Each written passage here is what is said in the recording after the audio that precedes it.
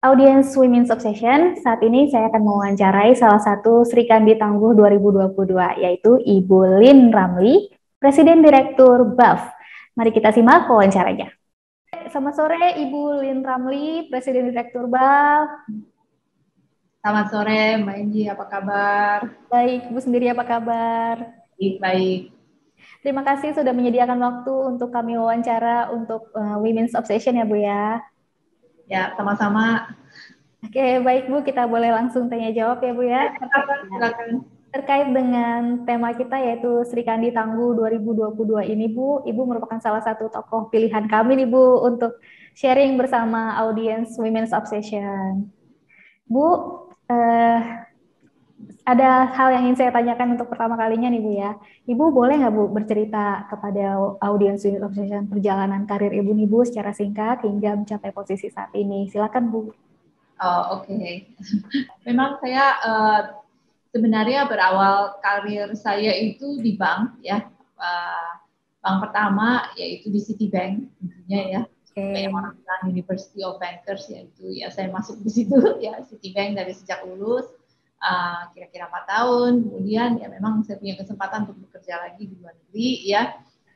Kemudian ya masuk ke ranah kartu kredit pas saya di Amerika. Nah, setelah itu saya kembali lagi ke Indonesia, bekerja lagi untuk Citibank, khusus untuk kartu kredit. Nah, setelah itu saya ke beberapa institusi bank juga ya, yaitu ke Standard Chartered, kemudian saya ke Danamon. Nah, dari Danamon, kebetulan pada saat itu saya ditunjuk untuk membantu ya di Adira Quantum Multifinance. Pada saat itu hanya project, tapi kemudian setelah itu saya ditunjuk sebagai Presiden Director di sana. Nah, disitulah awal mulanya kiprah saya untuk masuk ke dunia multifinance ini. Tapi saya spend sekitar mungkin 8 tahun ya di Danamon Group sama Adira Quantum Multifinance itu. Saya pindah lagi ke bank sebenarnya, ya ke UO. Untuk mengepalai bagian divisi consumer banking-nya.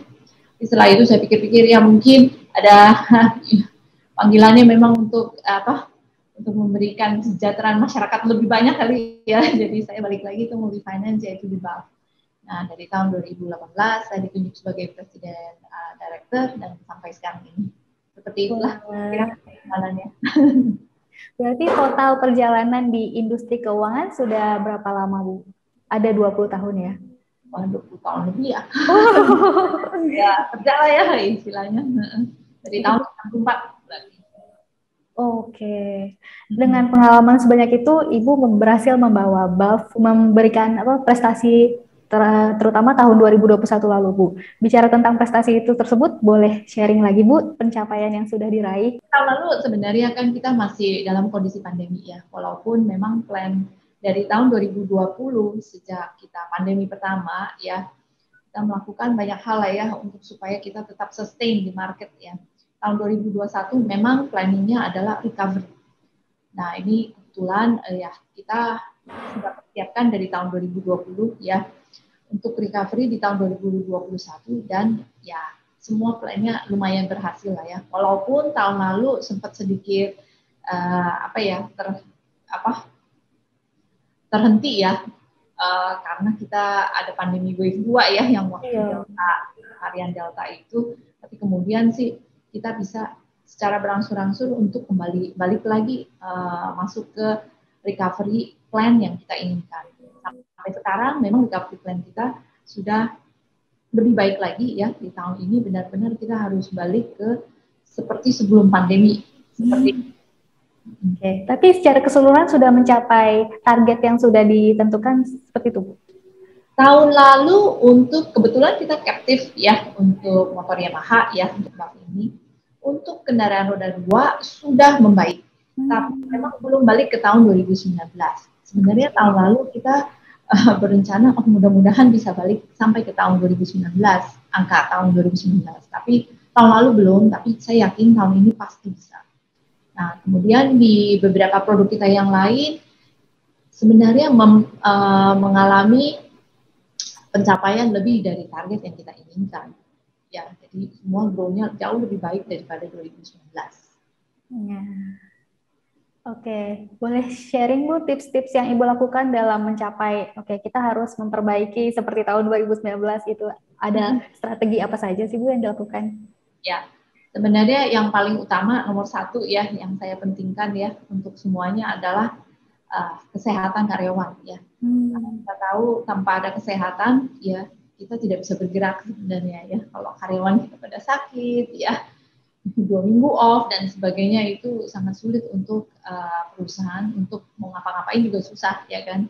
Jadi memang yang nomor satu adalah kita harus semuanya prokes ya dan semuanya harus dalam kondisi sehat. Jadi itu sumber daya manusia adalah nomor satu yang saya pentingkan untuk dari tahun 2020, 2021 bahkan sampai sekarang ini yang kebetulan kemarin kan ada Omikron lagi ya. Omikron sih kita udah nggak terlalu sulit lah ya, kita sudah tahu ya bagaimana untuk menanggulanginya. Itu yang pertama. Tentunya yang kedua, perusahaan multi finance seperti kita yang paling terdampak pastinya adalah di bidang penagihan. Ya, jadi penagihan itu yang benar-benar kita fokuskan ya, kita pertajam lagi ya. Dan dari semuanya ini tidak hanya dalam penagihan saja ya, yang kita bangun sangat cepat yaitu digitalisasi. Sama seperti semua orang saya rasa ya, karena ada social distancing ya, kesulitan kita bertatap muka dan sebagainya. Semua proyek digitalisasi kita percepat. Nah, itu kita lakukan dari pertengahan tahun 2020. Memang kita sudah mulai dari sebelumnya, dari sebelum pandemi itu sudah kita mulai. Tapi di pertengahan tahun 2020 kita percepat, kita akselerasi semuanya. Tahun 2020, 2021 itu semua kita terakselerasi dengan lebih cepat. Nah, jadi hasilnya bisa lumayan lah Mbak begitu. Ya memang ini saatnya bangkit bersama gitu ya Bu ya. Pandemi hampir usai gitu. Semoga. Bu bicara tentang Sri Kandi Tangguh, berarti kita juga berbicara tentang sosok Kartini. Ibu punya pandangan khusus nggak Bu? Sosok perempuan Indonesia saat ini itu seperti apa Bu? Saya rasa ya sosok perempuan, ya saya kerja udah lama ya, 20 tahun, hampir 30 tahun sebenarnya hitung-hitung lagi. Ya itu memang sudah banyak berubah ya. Yang saya lihat memang bahkan di BAF sendiri, di senior manajemennya sudah hampir 30%, 40% itu diduduki oleh wanita. Ya, jadi ini sesuatu kebanggaan tersendiri lah ya di BAF ya, bisa mengusung wanita juga untuk menduduki posisi-posisi tertentu. Tentunya di perbankan juga banyak sekali wanita-wanita hebat ya yang sudah menduduki manajemen atas ya. Dan kalau saya lihat di Indonesia semakin banyak ya wanita-wanita hebat ya dan muda-muda yang mulai masuk ke jajaran manajemen yang perusahaan-perusahaan besar maupun perusahaan-perusahaan startup ya. Dan bahkan perusahaan sebenarnya tidak perlu besar atau kecil atau bagaimana ya, yang penting kita lihat kiprahnya dia di dalam perusahaan tersebut. Dan saya lihat banyak sekali wanita-wanita yang sudah menduduki posisi-posisi tersebut. Jadi menurut saya itu luar biasa ya. Kebetulan nih Mbak, saya mau sharing aja, saya kerja di perusahaan ya pemegang saham kita sebagian besar Jepang ya. Oh, oke. Mereka juga ya para ekspat yang ada di sini juga bilang pada saya, wah di Indonesia ini lumayan ya, opportunity sangat terbuka untuk wanita. Ya, berbeda dengan negara dia, ya kan, negara dia mungkin masih banyak sekali dan menurut hierarki dan menurut mungkin sedikit gender, ya memang masih banyak posisi-posisi diduduki oleh kaum pria kalau negara dia. Jadi bahkan orang asing pun mengakui bahwa di Indonesia sangat terbuka sekali ya opportunity untuk eksekutif wanita. Oh gitu. Jadi ada pandangan orang luar terhadap Indonesia ternyata begitu ya? Iya, bagus ya. Ya kecuali di manufaktur ya. Kalau di manufacturing memang lebih banyak pria ya. Kalau di keuangan, jasa dan sebagainya mereka banyak ya wanita-wanita. Ya, iya. Oke kok. Itu patut disyukuri sebuah kemajuan ya Bu ya. Sebagai Kartini zaman now nih Bu, kita bicara, adakah tantangan khusus Bu yang Ibu alami beserta jajaran mungkin direksi? Tantangannya seperti apa aja nih Bu? Saya rasa klasik ya, klasik. Karena pandemi ya tantangan ini menjadi semakin terasa, yaitu kalau untuk ibu-ibu yang sudah punya anak, sudah punya keluarga ya. Kenapa? Karena anak-anak ada di rumah nih sekarang. Online ya. Sekarang sih udah mulai pada mau offline ya, masih hybrid. Ya, cuma waktu pada semua 100% online di rumah memang merupakan tantangan tersendiri ya. Karena kita juga kadang hybrid, kadang full work from home ya, karena kan pandemi belum pasti kan, ada Delta lah, ada Omicron ya, kita memang on and off juga kan ya. Nah itu menjadi tantangan tersendiri di mana ya biasa kita ke kantor 100% ya kan, fokus 100%. Nah kalau sudah di rumah lumayan kan, ada anak-anak rumah dan sebagainya. Nah, itu memang tantangan yang harus kita hadapi sekarang. Tapi saya rasa ya setelah 1 tahun seperti ini sih semua orang sudah punya ritmenya tersendiri ya. Jadi sudah cukup bisa semua beradaptasi dengan kondisi baru inilah. Betul. Ya, apalagi sudah cukup lama juga kita berjibaku dengan pandemi seperti ini ya. Oke, Bu. Harapan Ibu terkait dengan perempuan ini supaya semakin maju, supaya nggak cuma 30% atau bisa lebih tinggi lagi, seperti apa, Bu? Ya, kita senantiasa sih memberikan kesempatan ya kepada it's an open, kalau kita merekrut ya karyawan baru ya, is an open opportunity ya, kita tidak melihat apapun itu, semua equal opportunity ya. Dan tentunya setelah masuk dan kalau bagus kita selalu memberikan kesempatan yang sama untuk training ya, untuk posisi-posisi kosong dan sebagainya. Saya rasa dengan itu sih, dengan sendirinya ya, wanita yang bagus pasti bisa di kemudian hari bisa 50-50 ya. Memang sedikit ya, mungkin kadang-kadang ada kendala kalau kita mau melakukan penempatan jauh dan sebagainya. Itu kadang-kadang memang kalau wanita masih terkendala keluarga ada ya, tentunya itu menjadi pertimbangan. Tapi kalau dari perusahaan kita akan memberikan kesempatan yang sama dan itu adalah pilihan pribadi lah. Kalau memang nggak bisa pindah jauh-jauh ya sudah, tidak apa-apa. Ya, itu tantangan tersendiri bagi perempuan memang, Bu. Oke, terkait sebagai pemimpin, Bu, ada gaya kepemimpinan khusus nggak, Bu? Nah, adakah perbedaan dengan pemimpin laki-laki nih, Bu? Iya. Yang saya lihat sih, ya mungkin kebetulan karena apa ya? Ya mungkin karena ada kepribadian juga ya, saya suka banyak ngomong ya, begitu ya. Ya mungkin teman-teman lebih open ya kepada saya kalau misalkan cerita tentang sesuatu masalah dan sebagainya. Dan memang kalau gaya saya adalah kalau sudah datang ke saya pasti akan berusaha 100% memberikan solusi. Dan ini hal yang sama yang saya himbau kepada semua jajaran manajemen ya, seperti Pak Ismi ya. Itu bahwa kalau teman-teman staf kita sudah ke kita, artinya mereka akan minta sesuatu yang bisa membantu mereka. Itulah gunanya kita itu memberikan solusi. Dan kita sebagai pemimpin jangan sampai terlihat serem, ya kan? Kalau orang nggak berani ngomong, kalau nggak berani ngomong, ya semua terpendam masalahnya. Tidak akan kita bisa tahu sebagai manajemen yang tidak bisa memberikan solusi kepada mereka. Oke, baik.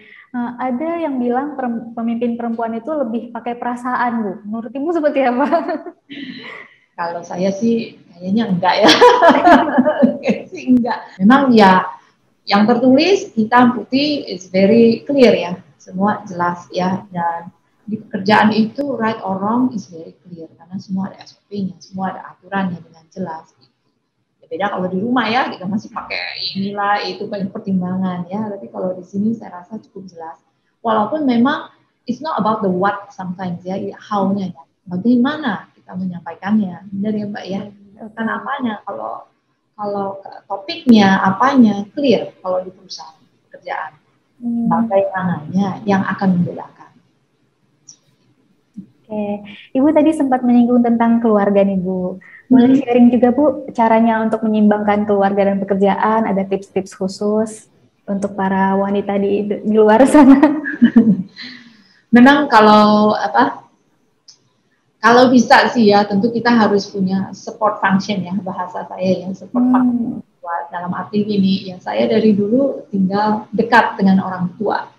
Jadi supaya kalau kita kerja, anak kita masih kecil, ya bisa dibantu bila mana ada emergency dan sebagainya.